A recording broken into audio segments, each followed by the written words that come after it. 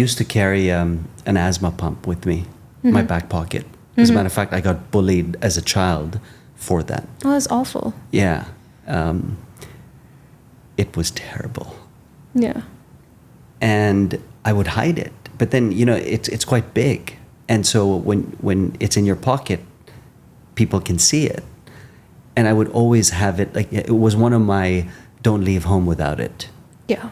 And I lived with it for many years. And fitness was really not something that I was into. I got into sports as a teenager, then fell out of it. And then, when I went through this dark night, it completely changed the way. I remember a friend of mine invited me to do a 3K fun run. And I was like, there's no way I can do a 3K. I can barely do a 1K. So I was not fit by any stretch of the imagination. And I took my friend on and I said, okay, let me try it. And I loved it. 3K became 5 became 10, 15, 20, marathon, 100K. I mean, it just opened a world of possibility for me. And that's when, I broke through. I did something really uncomfortable. I suffered, but it unlocked a more resilient version of me that allowed me to basically say, okay, you know what? I actually don't need that anymore. Like, I can move on from that now. Because I changed the identity. I changed how I viewed myself. So it began with that. Yeah, my perception of myself shifted in that moment. And the dependency on what I needed or what I thought I needed,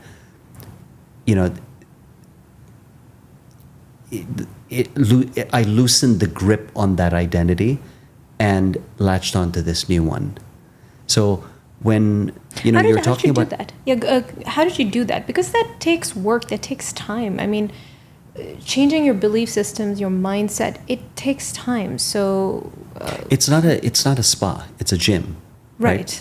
We have to do the work. Yeah. You've got to do the reps. Just like when you go into the gym, right? You don't start with the 20 kg. You start with the 2.5 or the 5, right? And you build up.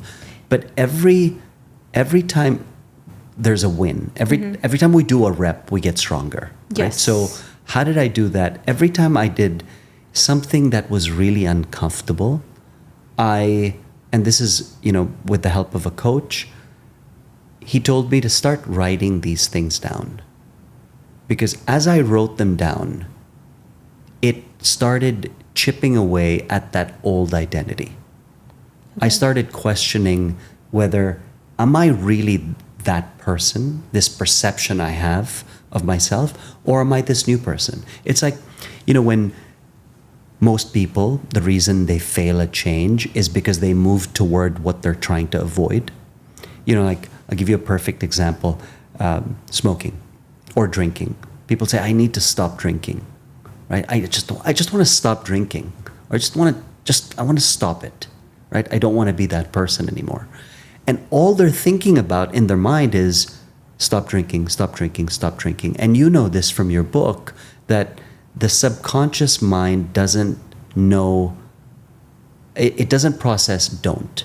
Yeah. It doesn't process negation.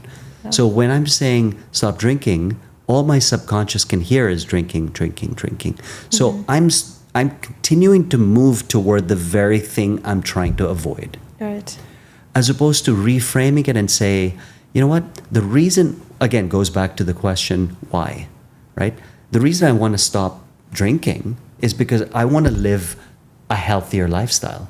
I want to actually have an identity of a fit person, right? So when I start locking into this new identity, I'm moving away from what I don't want and toward what I actually want.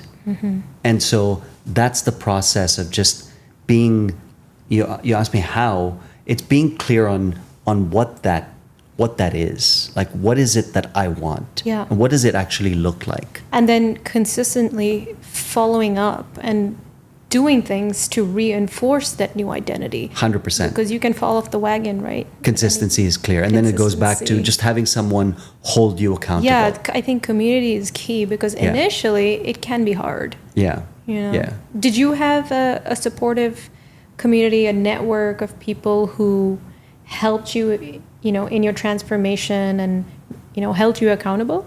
Absolutely. I mean, I think it starts at home. If you can get, when you're trying to transform and change, and I'm going to say something controversial, but when you think about it, it's actually really true. The people that are going to make it the most difficult for you, or the obstacle in disguise, are people in your network. Yeah. And oftentimes it's true. family. Yeah, I've experienced it. Yeah. And the reason for that is because they didn't sign up for that notification or that change. You're changing.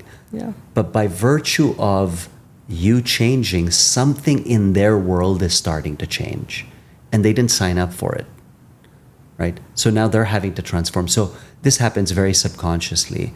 They're going to try to sabotage, or people around you are going to try to sabotage or talk you out criticize of you. it. Yeah. Yeah. Yeah, absolutely.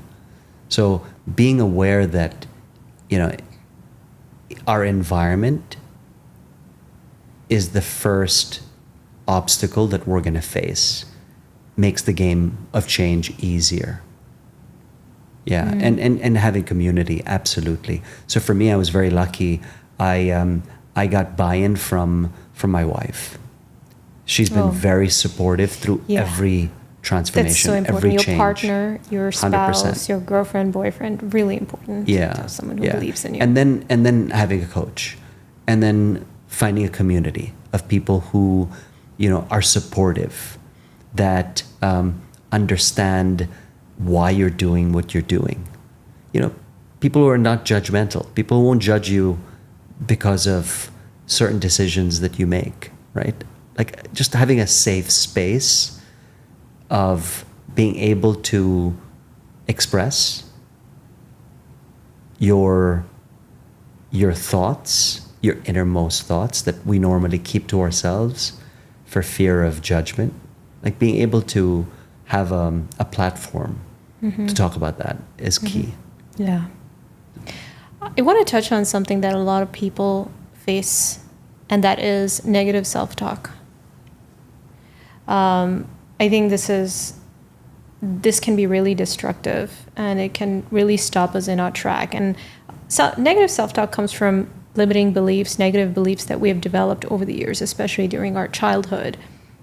So what is your recommendation for people who want to start like dismantling those beliefs and move away from it and develop those healthier, positive beliefs that can help them achieve their vision? Yeah, limiting beliefs are, it's a big one in the world of change. And I think the first step is being or getting clear on what those limiting beliefs are. Like what do I truly believe about myself? And understanding that, you know, those beliefs that limit us, we acquired from our environment. We acquired it from unassuming parents, from teachers, friends, from the playground, from our first interaction with people. So if we can acquire a belief that limits us, then we have the power to change that belief, right? And beliefs are code. It's the source code that's running the operating system that we spoke about earlier. Yeah, that's why they're so important. They're key. It runs everything. Yeah, it runs it runs this elegant, you know, reality that we create. Yes. And so getting really clear on what those beliefs are and going through a process of disproving it. Like, okay, what's the evidence that I'm not good enough? What is the evidence? And just, do I have, and so writing down the evidence. Okay, maybe, oh, I bombed that interview, or I didn't get that promotion, right? And then, writing these things down, and then asking yourself, okay, well, do I have all the information that proves this limiting belief that I'm not good enough? Do I have all the information? Yeah. No, I can never have all the information. Oh, so that means that, there's information or data out there that, could disprove that you're actually the opposite, that you're very capable, that you are good enough, and you may not have all the information that proves that you're not good enough. And so going through these series of questions that starts chipping away at that belief can be really powerful, because as soon as, and what you're doing by asking yourself those questions is you're basically introducing a different dimension, right? A different angle, a different lens toward those limiting beliefs. And when you see it from a different perspective, it starts loosening the grip on those beliefs. Because if you can have a belief that's limiting, you can have a belief that's empowering, right? I'll give you an example. I had someone I was working with that was very close to the $1 billion revenue in terms of the company that he was running. And so I asked him one day, I said, if you were to lose it all, like, what would happen? And he looked at me in a very stoic way, folded his sleeves, very dramatic. And he says, I will build it again. And when you're in the company of someone very capable, you feel capability. Yeah. There was no doubt in my mind that he would build it again. A few sessions go by, and I find out that he's in his third marriage. And he's actually thinking about leaving his current wife. So I asked him, I said, hey, what's going on there? And body posture completely changed. The state changed. No more cinematic folding hands. No more, that empowered state or posture completely shifted to shoulders Hunched. fell, completely hunched, voice cracked. And he says, only if I married the right woman. So on one aspect, one part of his life, very empowered. If I lose it, I will build it again from scratch. And he knew that I knew that he knew that he would do it. There was no doubt in anyone's mind. But in this other part of his life, he seemed to be the victim. Right? So there's this law called cause and effect. You're either living life on the cause side or you're living life on the effect side. Mm-hmm. When you're on the cause side, you're empowered. The mindset is, if it's in my life, I created it. And if I created it, I can change it. Right. On the effect side, the mindset is, or the language, the conversation, the self-talk is, life, why is this always happening to me? This is happening to me. It's more of the victim mindset. So how do we reframe or recode is to ask ourselves, okay, where are we on the cause side in our life and where are we in the effect side? Where do we feel like we're the victim?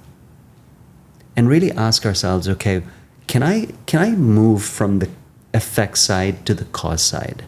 And maybe there's certain things that are not in our control and we can't cause an effect. But just being on the cause side and living in that delusion that if it's in my life, I can control it and I can influence it, puts us in a state that's more resourceful. It allows us to constantly think of angles and solutions to actually help us overcome the situation that we're in. as opposed to in the effect side where your hands are up and you're like, there's nothing I can do about it. Yeah. Right? You stop taking action. There's no bias toward action. Yeah.